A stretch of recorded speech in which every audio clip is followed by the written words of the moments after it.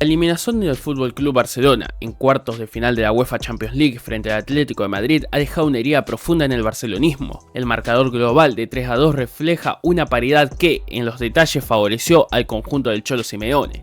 Sin embargo, en el ecosistema del fútbol moderno, la derrota siempre busca un rostro, y sorprendentemente muchas miradas se han posado sobre Lamine Yamal.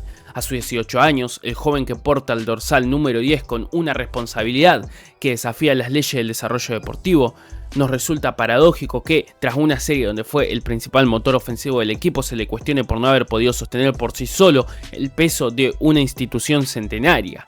Culpar a un adolescente de la caída de un bloque colectivo como lo es el Barcelona no es solo un análisis simplista, sino una narrativa peligrosa que ignora la realidad táctica y estadística de lo que ocurrió en el campo hasta el día de hoy. La madurez mostrada por Yamal en esta eliminatoria fue objetivamente sobresaliente.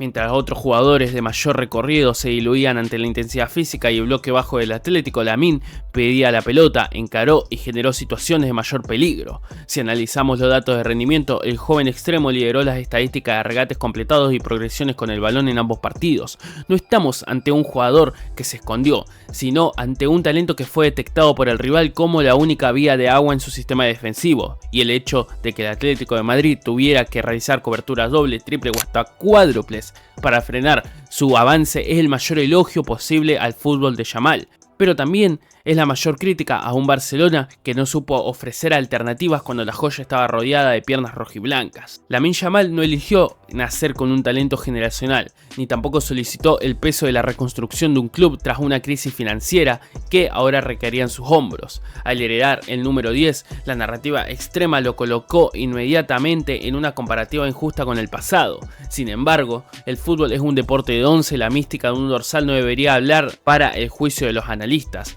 En esta serie ante el Atlético de Madrid vimos a un Lamine que cumplió con creces su función: desbordar, asistir, generar ventajas. Que esas ventajas no terminaran en gol con la frecuencia necesaria es un problema de finalización colectiva y de su estructura táctica, no del individuo que apenas está terminando de formar su físico para la élite europea del fútbol.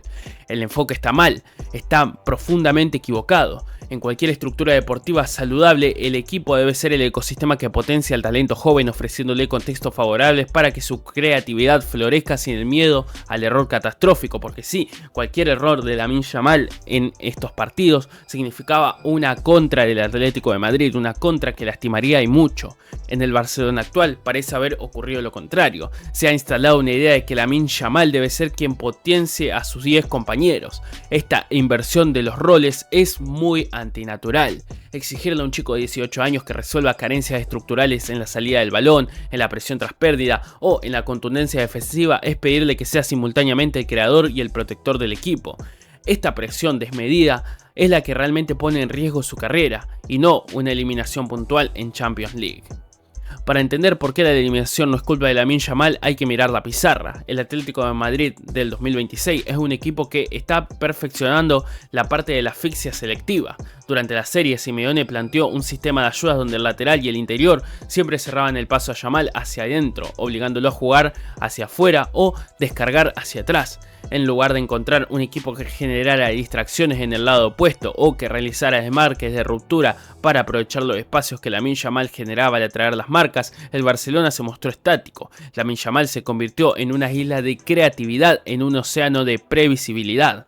Incluso bajo esa vigilancia extrema, sus métricas de pase fueron muy altas en el equipo. El fútbol no se mide solamente por el resultado final, sino por la calidad de las acciones individuales que conducen a las ocasiones. Si Yamal te pone 3 balones de gol y estos no son aprovechados, la responsabilidad recae sobre el ejecutor y sobre el sistema que no ofrece una segunda oleada al ataque. Es un error de bulto señalar al indicador de la jugada cuando el problema reside en la falta de punch colectivo.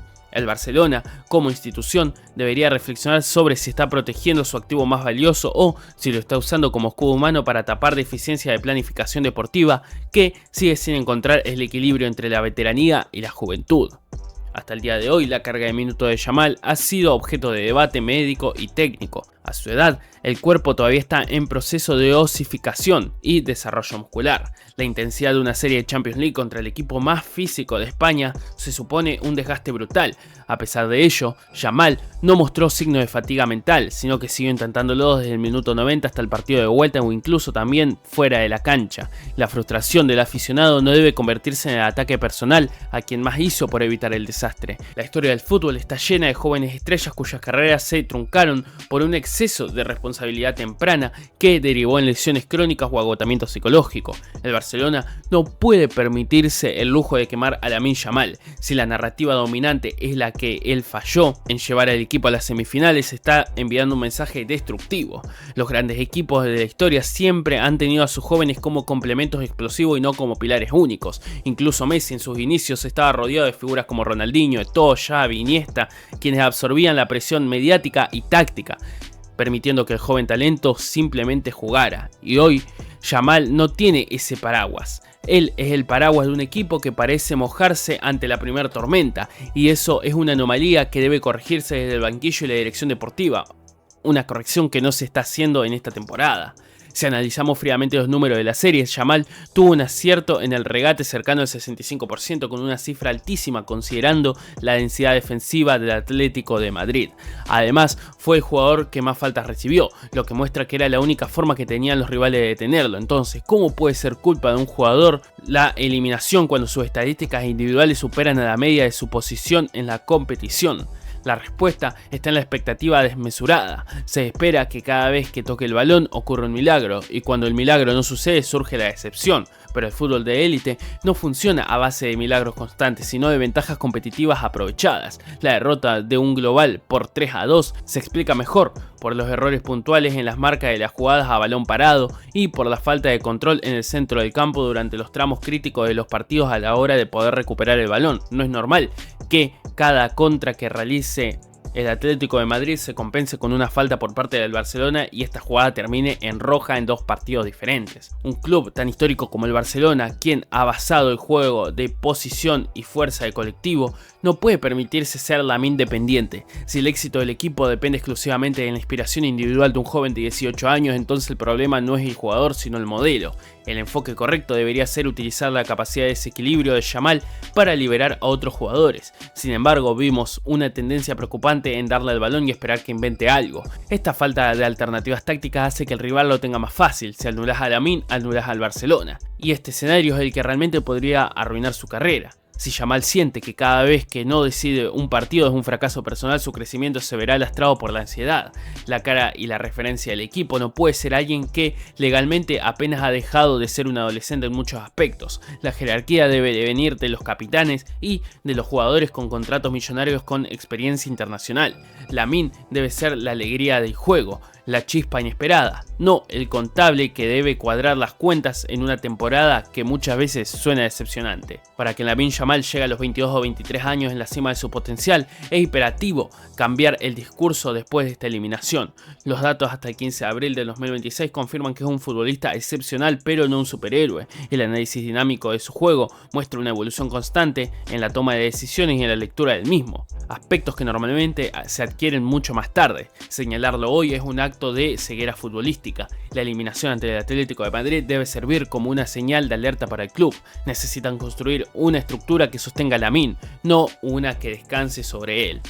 Pero esta es solo mi opinión y me gustaría leerte en la caja de los comentarios. ¿Quién creéis que es el principal responsable de la eliminación del Barcelona de manera interna? ¿Coincidís con mi visión sobre el futuro de Lamine Yamal y cómo estas decisiones de equipo podrían truncar su carrera? Espero leerlo a todos en la caja de comentarios y verlos en una próxima entrega de 3 Toques.